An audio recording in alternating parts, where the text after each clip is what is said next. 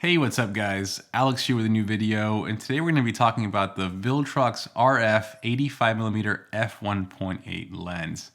Before we get started, Viltrox did send me this lens for review, but they have no say-so on my final opinion and thoughts and anything in this video other than the fact that they provided me with this lens.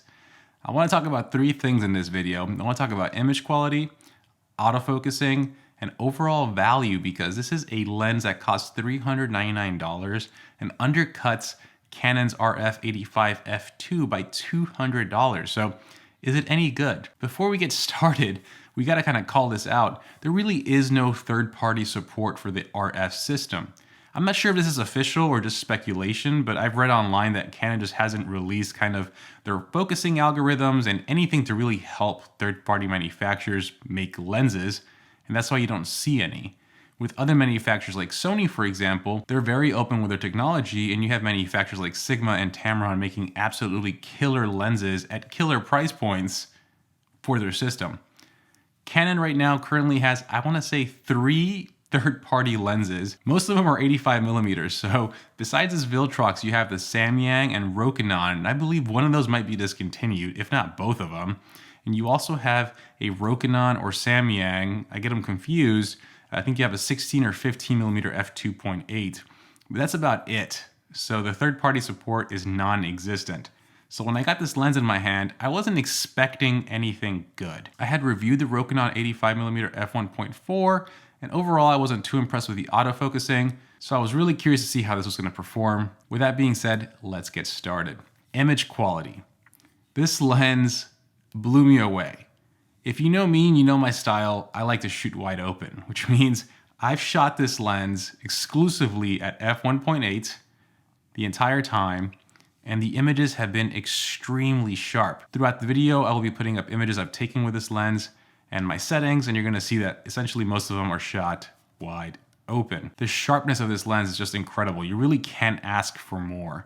I'm not the type of person who's gonna pixel peep in the corners. I will tell you that when I'm shooting at f1.8, my subjects are tack sharp, they're contrasty, and overall, like, the image quality is pretty darn impressive. The out of focus areas are overall pleasing, and at f1.8, you get some creamy backgrounds.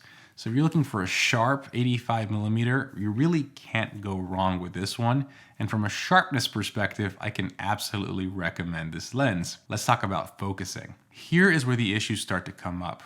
So the first thing I noticed, when you put this lens on the camera sees it as the EF Canon 85 1.8, which makes me think that the contact points this lens has is telling the Canon camera this is the Canon EF 85 1.8. Because when you attach this lens to the camera, that's what it registers as, and when you import your images to Lightroom, that profile also gets automatically added, and all the metadata says it was shot with the EF 85 1.8.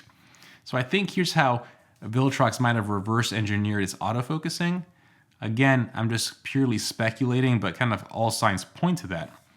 Focusing is not the fastest, but it also hunts a lot. I've shot with the RF system from the very beginning, and from the very beginning, I was blown away by its autofocusing and how responsive it was. The camera never really hunted, and it always got the subject tack sharp. With this lens, the camera hunts a lot, and in a lot of cases, I got a lot of out of focus shots, which has never happened to me with an RF native lens, specifically when shooting static subjects. So I took this lens out to shoot a father-son session, and this is the type of session where they're standing in front of the camera, they might be interacting with each other, but there really is no movement, and the lens struggled to get focus. It was really weird because there wasn't a strong backlight, it wasn't a dark situation, the lens just struggled to get the subject in focus. It was the weirdest thing, and it continued to happen throughout the session. Even with shooting static subjects, normal subjects, the lens kind of hunts every single time to get focus. It's not crazy noticeable, but you can notice it when you're going from a native RF lens to using this Viltrox lens. So the autofocus isn't reliable, and it's super quirky.